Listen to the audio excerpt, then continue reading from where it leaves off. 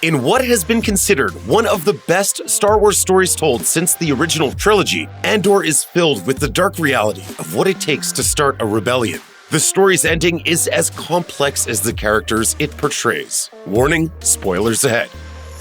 It seems only right that Andor would end on the same planet where it begins, Cassian Andor's homeworld of Ferrix. The people of Ferrix have been suffering under Imperial rule all season, so it's powerful that they would be the ones to rise up in symbolic resistance in the season finale. After seeing all the characters spread across the galaxy for most of Season 1, it's fun to watch them all gather on Ferrix for the funeral of Cassian's adoptive mother, Marva. Imperials and rebels alike come out in the hopes of catching Cassian, but his friends and family on Ferrix have other plans. After playing a recording of Marva's final words, a stirring speech telling her people to fight back, the assembled crowd storms the barricades, showing that they'll no longer sit quietly under the boot of fascism. It's not entirely clear how planned out this revolt was, but the implication is that Ferrix came prepared. We see Wilman Pack building pipe bombs the night before, readying his retribution for the killing of his father. And when the funeral procession comes, it comes much earlier than the Empire expected, and with more people ready for a fight. Marva Andor dies unceremoniously at the beginning of Andor Episode 11, off-screen and without any meaningful final words. But if you thought that was the last you'd see of Fiona Shaw's impeccable performance, you were wrong. Marva leaves behind a lasting legacy of resistance, telling the citizens of Ferrix to rise up and fight, and encouraging her son to become the hero she always knew he could be. When the Imperial officer tries to silence her hologram by throwing his coat over it, the message plays on undeterred. It seems it's not so easy to put out a fire once it's been lit. Her last words ring like a concise slogan over the entire show. Fight the Empire! Though many are killed in the battle that breaks out, we understand that their sacrifices are meaningful. Karis Nemec writes in his manifesto, "Remember that the frontier of the rebellion is everywhere, and even the smallest act of insurrection pushes our lines forward." We're told that the dead of Ferrix are burned, their ashes baked into bricks, and those bricks put into the city's walls. But Marva's brick becomes a literal weapon, with Brasso using it to strike the first blow in her funeral uprising. Nemec's words, likewise, become the fuel for Cassian to commit to the cause. Against all odds, several of the Ferrix characters make it out at the end of Andor Season 1. Shipyard hand Pegla gets a vessel ready and fueled up for Brasso, Wilman, B2EMO, and Jezzy. Another hint that the whole revolt was premeditated. What the crew couldn't have fully planned on, however, was Cassian's return and successful rescue of Bix Caleen. Of course, Cassian doesn't come back to Ferrix to fight. He comes to complete bits of unfinished business, seeing Marva laid to rest and rescuing Bix. He does both of those things and helps ensure that the Ferrix gang gets away safely. Where they'll go and how safe they'll be is unclear, but given the abject chaos of the revolt, they have a decent chance at flying under the Empire's radar. Hopefully, with a bit of peace, Bix can recover from the deplorable torture perpetrated against her. It's a testament to Cassian Andor's skill that he evades every one of the half-dozen people who come to capture or kill him on Ferrix. He clocks Luthen in the crowd early on and puts two and two together, realizing that the rebel leader means to eliminate him to tie up loose ends. Cassian seeks out Luthen's ship, parked in the same spot they escaped from in Episode 3, and waits for him to return. You came here to kill me, didn't you? You don't make it easy. Then Cassian hits him with the unexpected, "I will now." Having intentionally left his blaster for Luthen to take, Cassian gives him an ultimatum. Kill me. Or take me in. It's a dramatic move, and the line on which Andor Season 1 ends. But it's a necessary one to prove Cassian's newfound dedication to the rebellion. When the two men last spoke, he was little more than a common rogue, a man with potential, but he vocally opposed joining any organized resistance movement. To convince Luthen of how dedicated he's become after his experiences on Narkita 5, he puts his very life in Luthen's hands. This is a huge step on Cassian's path to becoming the man we meet in Rogue One, and it sets up a ton of potential for Andor Season 2. One of the most interesting relationships in Andor Season 1 develops between Syril Karn and Dedra Meero. Dedra is a rising star in the Imperial Security Bureau who's consumed with rooting out rebels, trying experimental torture techniques, and other unsightly hobbies. Syril is a single-minded bureaucrat with his own vision of justice. Together, they're a match made in the darkest corners of the Empire. So it's not a surprise when Syril saves Dedra's life in the season finale. Before the fighting on Ferrix, Dedra makes it very clear to Syril that she wants nothing to do with him. Understandable after he stalks her to her place of work and declares his love for her in the middle of the street. But what do you do with a guy like that after he pulls you out of a mob that's about to tear you to pieces? Where these two go next is anyone's guess, but it should be impossible to look away from. It's hard to imagine Cyril's heroics have really made him any more enticing to Dedra. Will they become an evil power couple or a human time bomb? We can't wait to find out. In a season filled with anxious people, Mon Mothma may be the most anxious of all, and for good reason. Faced with the prospect of the Empire discovering she's secretly funding the rebellion, Mon makes an impossible choice. She agrees to introduce her teenage daughter, Leda, to the son of high-profile loan shark Davo Skulden in a Chandrillan custom that will almost surely lead to marriage. In exchange, Davo will make all of Mon's accounting troubles go away, protecting her from the prying eyes of the Empire. Even though Leda seems to love the old Chandrillan traditions, this is a hard moment to watch. Mon effectively sells her daughter for the good of the rebellion. We also see Mon accusing her husband Perrin of gambling, which he denies. Their driver eavesdrops on the conversation and later reports to the ISB. Since Mon knows her driver is a spy and since Perrin appears to be telling the truth, this is almost certainly part of her plan. Her goal appears to be planting a false explanation for the inconsistencies in her family accounts that will divert attention away from the rebellion. She's become quite adept at covering her tracks, but at what cost?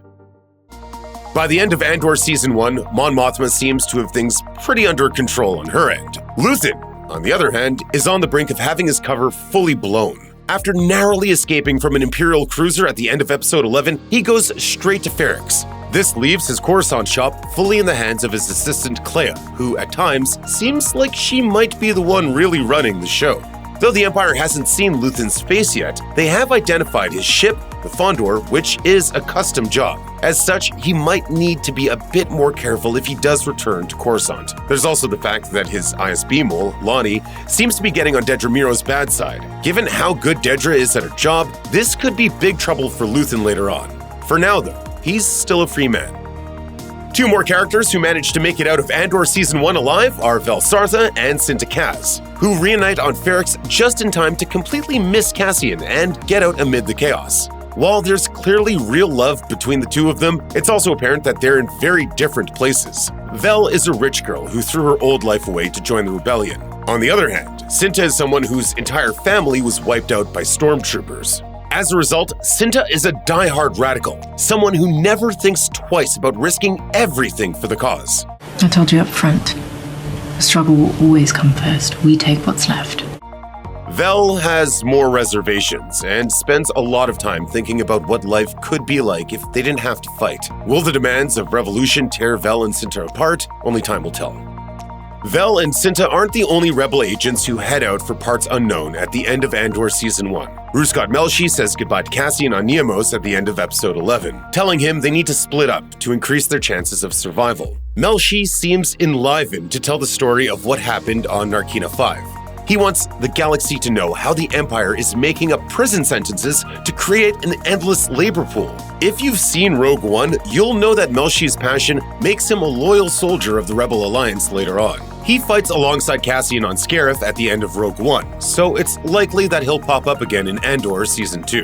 The revolt of Narkina 5 ultimately becomes a flashpoint moment for the larger show, revealing how sacrifice and mass mobilization can carry the downtrodden to victory over their oppressors. It's possible that more escapees from the Narkina 5 prison break could join the rebel cause later on as well. Though his heartbreaking declaration in Episode 10 that he can't swim suggests a grim fate, Kino Loy could still be alive. We never see him die, and the fates of the other escaped prisoners are left ambiguous. One thing's for sure though, with the Empire becoming more oppressive than ever, the rebellion should have an ample supply of new recruits going forward.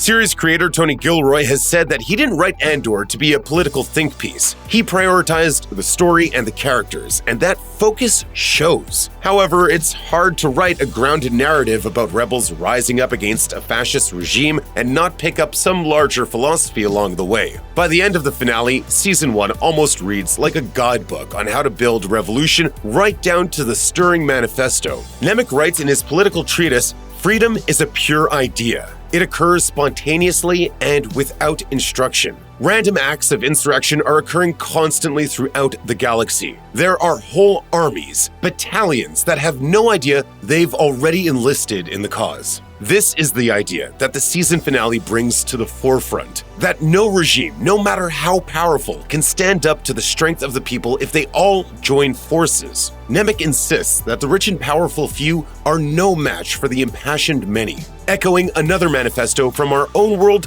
quite clearly. He also writes, "Tyranny requires constant effort. It breaks. It leaks. Authority is brittle." When the people of Ferrix stand unified against their oppressors, their enemies break indeed. Andor Season 1 does a lot to make the Empire scary again. It shows the coldness of imperial rule, the dehumanization, and the way that local populations are scattered, weakened, and stripped of their traditions. It demonstrates the cruelty of the Empire's hard-fisted military rule, and in doing so, evokes the atrocities committed by empires in real-world history. It's no secret that George Lucas largely based Palpatine's fictional regime on both the British Empire and American imperialism of the 20th century. Andor returns that inspiration to the forefront, and the effect is powerful. For all its might, however, the Empire in Andor still makes many mistakes. Princess Leia's words to Grand Moff Tarkin ring like an overture over the whole show. The more you tighten your grip, Tarkin, the more star systems will slip through your fingers. If the Empire didn't push such extreme prison sentences, if they didn't double down on military occupations, if they didn't insist on being so extreme in their dominance, then maybe they would have lasted longer. But by increasing their tactics to such violent degrees, they push the citizens of the galaxy to the point of desperation. What's the only thing left to do when a normal life becomes impossible to live? Fight. And that's exactly what happens. Nemec's manifesto speaks powerful truths about the struggle against the Empire. Every act of insurrection matters, and that freedom is always worth fighting for. However, Andor also emphasizes that such a revolution requires sacrifices. Throughout Season 1, we see nearly every character give up something in the interest of the greater good. Cassian sees Bix tortured and Ferrix occupied as a result of his actions. Mon Mothma risks the safety and stability of her own family. Nemec, Taramyn, Lieutenant Gorn, and countless prisoners from Narkina 5 give their lives for the cause of freedom. But perhaps the most memorable commentary on sacrifice comes at the end of Andor Episode 10 in a monologue from Luthen. Calm, kindness, kinship, love. I burn my decency for someone else's future. I burn my life to make a sunrise that I know I'll never see. It's a powerful moment that resonates through the remainder of the season. In a franchise that's historically been about heroes doing the right thing, Andor is about the dark, violent, and difficult things that are necessary to defeat an empire. So what do I sacrifice? Everything! Themes of sacrifice and questionable morality permeate Andor. They underscore the dark time in which the show is set, a time when desperation, not ethics or altruism, is the driving force in the rebellion. Luthen's conversations with Saw Gerrera and Mon Mothma show just how divided the existing rebels are, and how afraid they are to take larger steps. The best way to sum up this era of the rebellion might be the fact that no one ever utters the slogan of the Rebel Alliance, "May the Force be with you."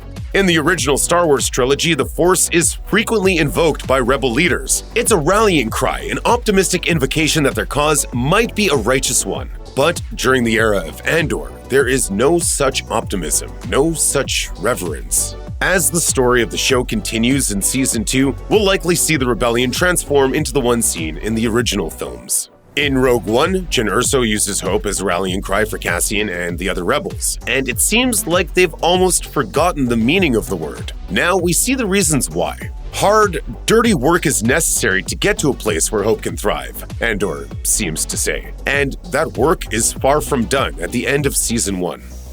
In a Star Wars show that eschews Easter eggs and cameos, it might be surprising to learn that Andor actually has a post-credits scene. If you watch through to the end of the season finale, you'll be treated to a grim glimpse of what lies in store for Cassian and the Rebellion.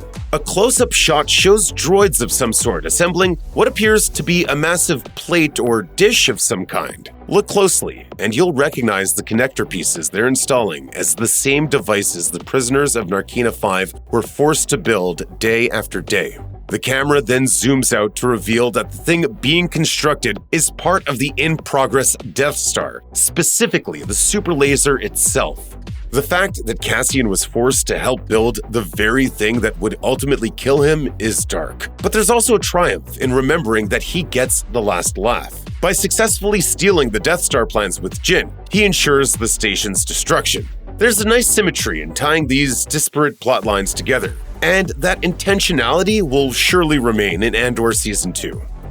Andor Season 2 is already on the way, with Tony Gilroy telling Collider in early November 2022 that production will begin on November 21st, 2 days before the Season 1 finale dropped on Disney+.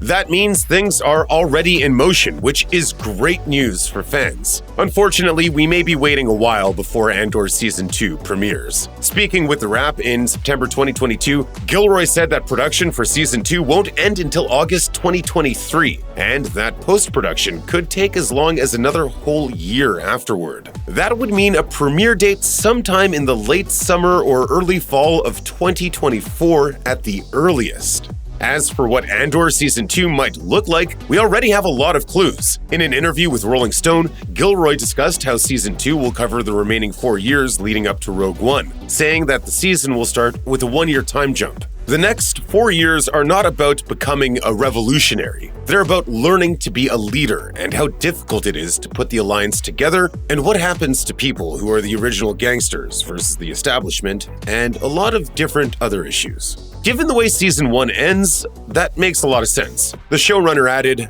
"Really, the second half is about what does time do to these people? People grow up and people get tired and people betray each other and people change their minds and people get weak and people get crazy."